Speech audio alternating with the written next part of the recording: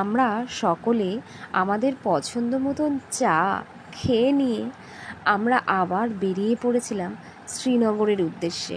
তো শ্রীনগর যাওয়ার এই রাস্তাটা মানে এতই সুন্দর, অপূর্ব। দূরে ওই পাহাড় দেখা যাচ্ছে, চারিদিকে সবুজে সবুজ। মানে যদি কারোর কোনো মন খারাপও থাকে তাহলেও বোধহয় তার এই রাস্তায় এসে মন অটোমেটিক্যালি ভালো হয়ে যাবে। কি ভুল বলছি কিছু? তো যাই হোক, দূরের ওই পাহাড় আর আমরা এখন এগিয়ে চলেছি আমাদের আজকে জার্নি জম্মু থেকে শ্রীনগরের উদ্দেশ্যে। তো এর পরে আসছে হচ্ছে আমাদের একটা বড় টানেল, সেটা অনেকটা বড়। আর তো সেটা কিছুক্ষণের মধ্যেই আমরা সেটার মধ্যে প্রবেশ করব। আর এটাই মনে হয় এখানে লাস্ট টানেল, এরপরে আর টানেল পড়বে না।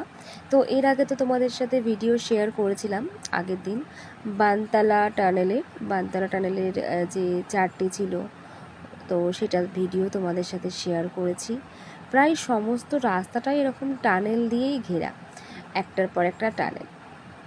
যদিও না, এটাই লাস্ট টানেল না, এর পরেও আরও একটা টানেল আছে আই থিঙ্ক। তো যাই হোক, চলো তোমাদের সাথে সামনে গিয়ে শেয়ার করছি সেই টানেলটা।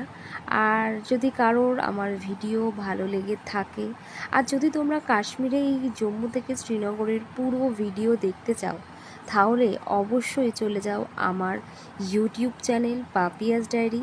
সেখানে জম্মু টু শ্রীনগর পুরো জার্নিটা শেয়ার করা আছে। আর এই যে আমরা চলে আসলাম এখন ডক্টর শ্যামাপ্রসাদ মুখার্জি টানেল। তোমাদেরকে বলছিলামই সব থেকে বড় টানেল সেটা হলো ডক্টর শ্যামাপ্রসাদ মুখার্জি টানেল। তো এই টানেলটা ছিল অনেকটা লম্বা, অনেকটা বড়। আর এখান থেকে তোমার সাইড দিয়ে অনেকগুলো অন্য রুটে বেরোনোর গেটও ছিল। তো যাই হোক, দেখতেই পাচ্ছ পুরো ভিতরটা আলো দেওয়া আছে আর ভীষণ অন্ধকার।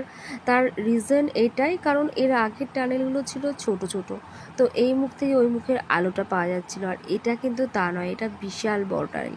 চলো টানেলটা ক্রস করা যাক।